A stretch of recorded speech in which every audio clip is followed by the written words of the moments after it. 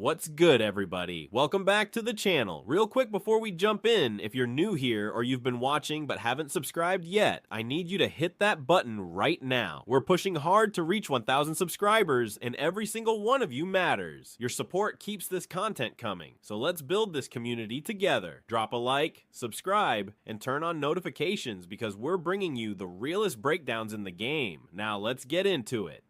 You feel me? When we talk about what's happening in Cleveland right now with Shedeur Sanders, we gotta keep it all the way real. No negativity, just straight facts and observations about what we're seeing play out. I'm here to break down the truth, not to tear anybody down, but we can't ignore what's right in front of us. So that's the wave we're on moving forward. Anything that needs to be said, we're gonna say it with respect and honesty. We're not speaking on rumors or made up drama, just what's actually happening on the field and in that organization. Now, when it comes to the Browns and their quarterback situation, I'm not sitting here judging Kevin Stefanski for his decisions. That's entirely a football move, and he's the head coach, so whatever he says about his roster is his call. I think whatever Kevin Stefanski decides is fair, because it's his team and it's his process. He's earned that right through his work and his position. But at the same time, I also think it's extremely obvious that Kevin Stefanski doesn't view Shedeur Sanders the way the outside public believes he should. There's a disconnect there that's becoming harder and harder to ignore.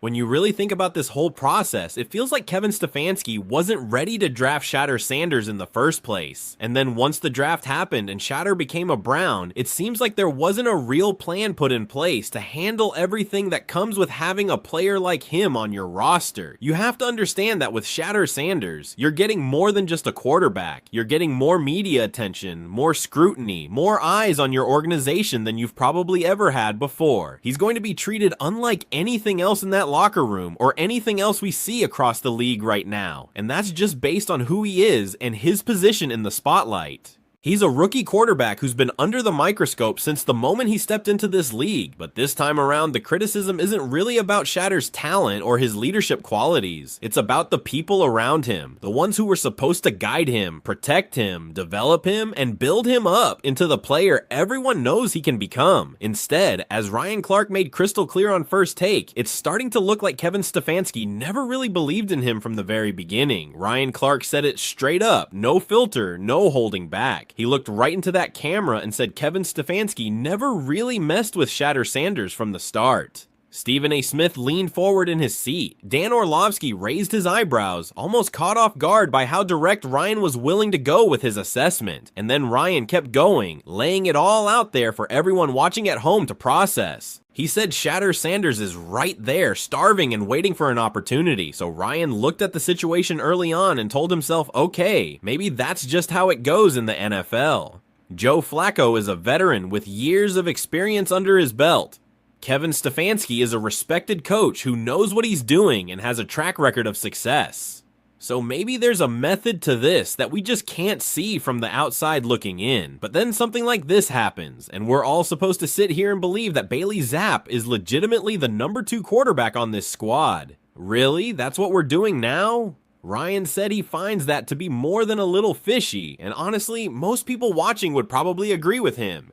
Dillon Gabriel is obviously the starting quarterback, the clear number 1 guy. He's earned that opportunity through his performance and his consistency. Mina Kimes pointed out last week, and she was accurate in doing so, that Gabriel had a better performance in the preseason than Shedeur Sanders did. That's a fair observation, and nobody's denying that reality. Shedeur Sanders played well too, though, even if it was against Carolina. The kid came into Cleveland carrying all the hype in the world, all the pedigree you could ask for, and yeah, he came in with a famous last name that brings its own set of expectations and pressures. But what Shedeur didn't come into Cleveland with was a head coach who actually wanted him there. Stefanski didn't push for him in the draft. That was a front office move, a decision made above his head. And when that happens in any organization, it creates an immediate problem. It's already a setup for tension and disconnect. You can tell by the way they've handled Shedeur since day one that there's been some kind of resistance or hesitation from the coaching staff. Those words from Ryan Clark struck hard because they reflected what a lot of fans had already started suspecting but maybe hadn't fully voiced yet. Throughout the entire preseason, Shedeur Sanders looked composed out there. He was accurate, confident, poised in every single rep he got on the field. Reporters who covered the team praised his field vision and his maturity under pressure. These weren't just casual observers either. These were people who watch football for a living and know what they're looking at when they see it. But even after showing real promise in multiple appearances, even after proving he could handle the speed and complexity of NFL defenses, Shedeur was still stuck behind names that most analysts didn't expect to see holding a clipboard for this long. Bailey Zappe being listed as the number 2 quarterback was where the confusion really started to build. Why was Shedeur, arguably one of the most naturally gifted rookie passers in this entire league, not getting those second string reps? Why wasn't he being developed with more urgency and intention? Ryan Clark connected all the dots for everyone watching at home. He said this isn't about competition, not really. This is about politics within the organization. Stefanski is trying to control a locker room that's already dealing with instability and questions. And the easiest way to maintain that control, keep the spotlight away from the one player who naturally attracts all of it without even trying.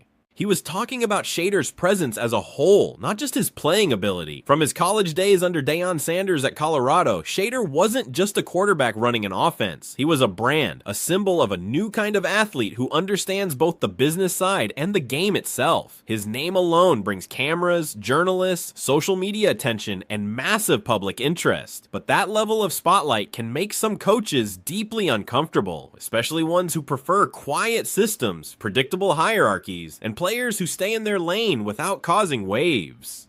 Kevin Stefanski is exactly that type of coach. He's methodical, careful, structured, and prefers everything to run through his established process. Stephen A. Smith jumped into the conversation, adding even more fuel to the fire that was already burning. He said, "Ryan, I agree with you, brother. Look at how Stefanski runs this team. He's methodical, he's careful, and sometimes he's way too careful for his own good. You're telling me he's got Shedeur Sanders on his roster, a guy who can stretch the field vertically, who can handle pressure in the pocket, who has all the tools you want in a modern quarterback, and instead he's letting him sit there and rot on the bench behind a guy who's still figuring out how to consistently throw a basic slant route. That doesn't make any sense at all." Dan Orlovsky tried to cool things down a bit, suggesting that maybe the Browns are just protecting Shedeur from too much early pressure and trying to bring him along slowly. But Ryan Clark wasn't having any of that explanation. He fired back immediately, saying there's a difference between protecting a young player and straight up hiding him from opportunity. Because if your goal is truly to develop a young quarterback, you don't do that by keeping him third on the depth chart while other rookies around the league are getting real game reps and valuable experience. You don't bring a player into your organization just to keep him completely out of sight and out of mind. The conversation on that first take set got heated, voices got louder, but beneath all the noise and debate, Ryan Clark was making an incredibly powerful point that resonated with a lot of people. The Browns coaching staff never actually built a real plan around Shedeur Sanders. From the outside looking in, it genuinely looks like the organization drafted him out of external pressure rather than genuine purpose or conviction. Maybe it was to generate headlines and buzz around the franchise. Maybe it was to please a certain section of their fan base that's been desperate for hope at the quarterback position. Whatever the actual reason was, it's becoming increasingly clear now that there wasn't a true development roadmap in place for Shedeur Sanders when they made that pick. Ryan compared it to a classic situation we've seen before in professional sports. He reminded everyone watching about when Kobe Bryant first entered the NBA and how certain coaches tried to break him down mentally before they would trust him with real responsibility and playing time. Sometimes coaches simply don't know how to handle players who carry that star quality from day one. They think the only way to earn their respect and prove themselves is to make these young players struggle and suffer through unnecessary adversity. But that approach doesn't work with every single player. Some athletes need confidence built up, some need opportunity given to them, and Shedeur Sanders is currently being denied both of those essential elements. Back in Cleveland, the questions from local media are getting louder and more pointed with each passing week. Beat reporters who cover the team every single day have started to notice that Stefanski rarely even mentions Shedeur by name when he's discussing quarterback development in his press conferences. When he talks about player growth and progression, his language is always incredibly vague and non-committal. When reporters directly ask him about the possibility of giving Shedeur first-team reps or more substantial playing time, Stefanski's answers become even more cautious and guarded. He says things like, "We'll see what happens in due time," or "We like the competition we have at that position," but what competition is he actually talking about? When Joe Flacco was struggling to move the offense consistently and Bailey Zappi failed to show much during practice sessions, the natural next man up in any logical progression should have been Shedeur Sanders. Instead, the coaching staff just kept rotating through different backup names on the depth chart, almost like they were actively avoiding the inevitable conversation they're going to have eventually. Fans on social media, especially on platforms like X, started calling the situation exactly what it appears to be. They're calling it Shedeur suppression.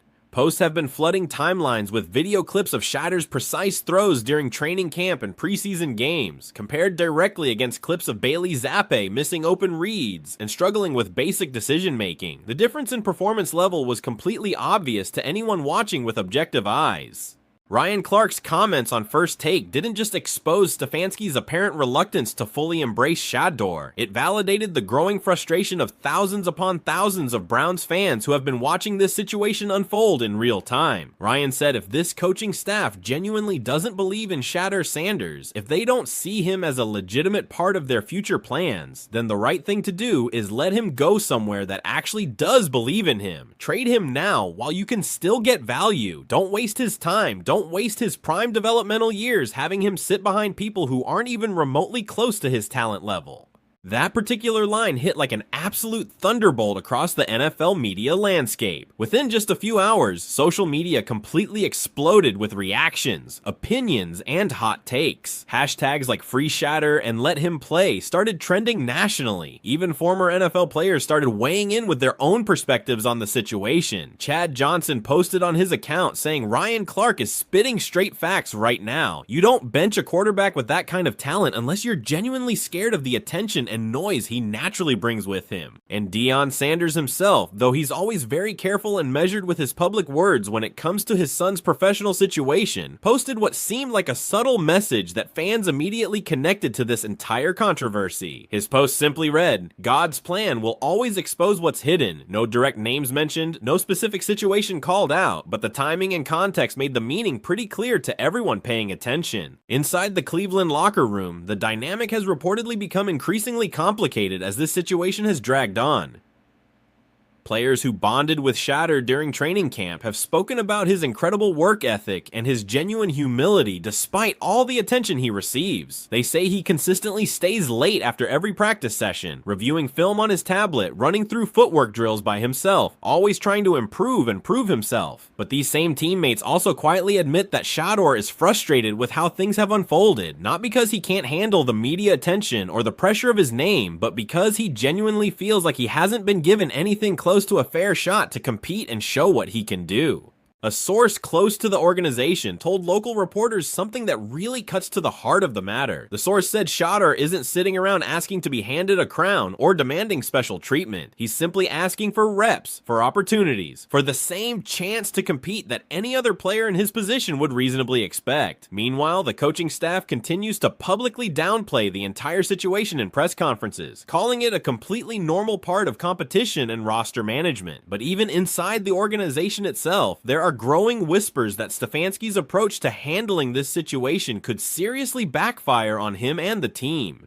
One insider who spoke on condition of anonymity put it extremely bluntly. They said if Stefanski doesn't handle this situation correctly and soon, he legitimately might lose the locker room entirely. Some of the veteran players already privately think that Shedeur deserves a real chance to compete for playing time. If the head coach keeps ignoring what seems obvious to so many people watching, if he keeps appearing to play politics with the depth chart, it's eventually going to divide the team into different camps and create unnecessary tension. That's the exact danger that Ryan Clark was warning about during his First Take appearance. Because when leadership loses credibility with the players, when coaches lose the trust of their locker room, that's when teams start fracturing, players start choosing sides, cliques form, chemistry breaks down, and before you know it, you've got a situation that goes way beyond just football decisions and becomes about organizational culture and respect.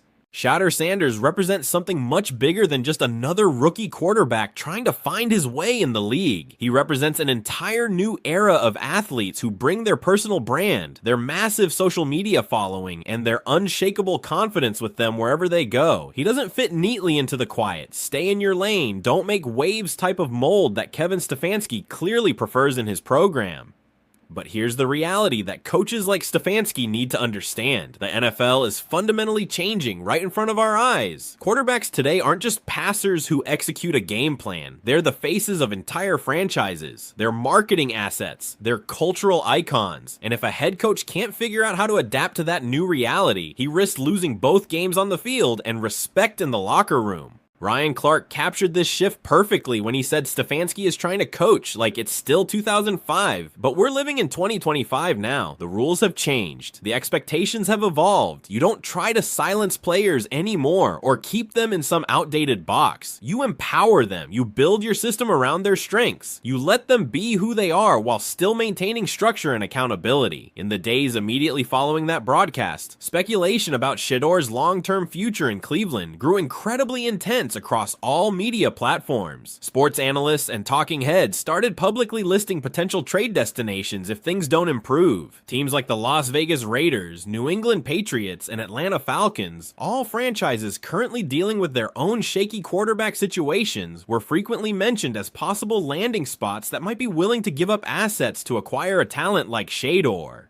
If the Browns organization doesn't make Shedeur the clear number 2 quarterback very soon, there's a growing belief among agents and league insiders that his representation might start pushing for an exit strategy. They might request a trade or at minimum start laying the groundwork for a future move. And here's the bitter irony in all of this. Cleveland could end up regretting this handling of Shedeur Sanders more deeply than almost any decision they've made in recent memory. Because once Shedeur inevitably lands somewhere else, somewhere that actually believes in him and commits to developing him properly, it probably won't take very long at all for him to prove every single critic and doubter completely wrong. He's got the arm strength to make every throw on an NFL field. He's got the football intelligence to process defenses quickly. He's got the poise and composure to handle pressure both in the pocket and from external sources. This isn't some raw developmental project who needs 3 years of seasoning before he can be trusted. This is a quarterback who's genuinely ready to lead an NFL offense right now if given the proper opportunity and support system.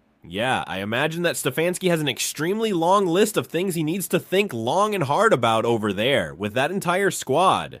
But this whole situation of not knowing who your backup quarterback is, of not having clarity at such a critical position, that raises serious questions about organizational direction. Is that approach fair or is it foul? That's the question a lot of people are asking right now when they look at how Cleveland is handling their quarterback room. Ryan Clark's closing line during that entire First Take segment honestly summed up the situation better than anything else anyone has said about it. He looked directly into the camera and said, "You can't teach swagger. You can't teach natural composure under pressure. And you absolutely cannot teach the kind of legacy and pedigree that player carries with him everywhere he goes. That kid has all 3 of those qualities in abundance. The only thing genuinely holding him back right now is his own coaching staff and their apparent reluctance to fully embrace what they have."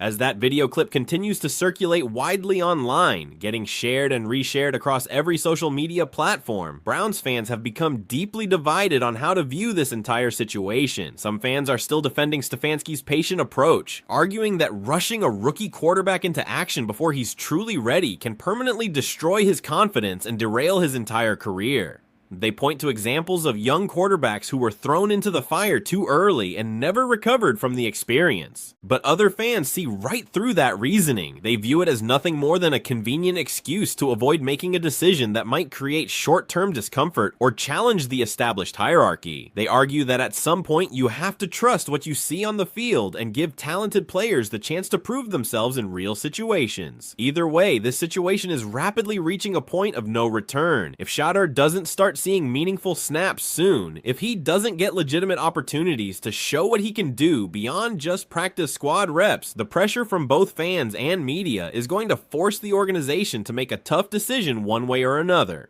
Because when your own locker room starts believing in a player's ability more than your head coach publicly demonstrates that he does, when veteran teammates are quietly questioning the depth chart decisions, it's only a matter of time before something has to give. Change becomes not just possible, but inevitable in those situations. Ryan Clark didn't just expose a simple football roster issue when he spoke on First Take. He exposed what appears to be a deeper culture problem within the Cleveland Browns organization. He reminded everyone watching that belief in your players genuinely genuine opportunity to compete, and trust between coaches and athletes matter just as much as perfectly designed playbooks and sophisticated game plans. And when a head coach doesn't truly believe in his young star player, when that lack of faith becomes visible to everyone watching, that star will eventually find another team that does believe in him. It's just a matter of time. So the real question facing the Cleveland Browns right now isn't whether Shedeur Sanders is talented enough to start in the NFL. Everyone who watches him practice and play already knows the answer to that question. The real question is whether the Cleveland Browns organization is brave enough to publicly admit what seems obvious to so many people. Are they willing to embrace the spotlight and attention that comes with building around Shedeur? Are they ready to adjust their culture to fit the modern NFL? Because if they're not ready for that, if they can't make that evolution, someone else will be. Some other team will happily take Shedeur Sanders, build their offense around his strengths, and let him flourish. And by the time Cleveland realizes what they gave up, what they let walk away, it'll be way too late to get him back. If you believe Shedeur Sanders deserves that number 2 quarterback spot right now, or maybe you even think he should be competing for the starting job in the near future, I want you to drop your honest thoughts in the comments section below this video. Do you think Kevin Stefanski is genuinely holding Shedeur back because of personal preference or organizational politics? Or do you believe this is all part of some bigger developmental plan that we just can't fully see or understand yet from our outside perspective? Either way, this story is absolutely far from over. The next few weeks and months are going to be crucial for everyone involved. And when it comes to Shedeur Sanders and his NFL journey, the next chapter of his career might just end up being his biggest statement yet, his most important moment, the time when he proves everyone who doubted him completely wrong. Thanks so much for watching this breakdown and sticking with me all the way through. If you genuinely enjoyed this deep dive into the Browns quarterback controversy and the larger questions it raises about how organizations handle young talent, make sure you smash that like button right now. Subscribe to the channel if you haven't already, because we're bringing you more content like this, more detailed analysis of NFL controversies, locker room politics, and the stories that go beyond just the box scores. Turn on those notifications so you never miss a single update, because trust me, when I say this story is just getting started and you're not going to want to miss what happens next.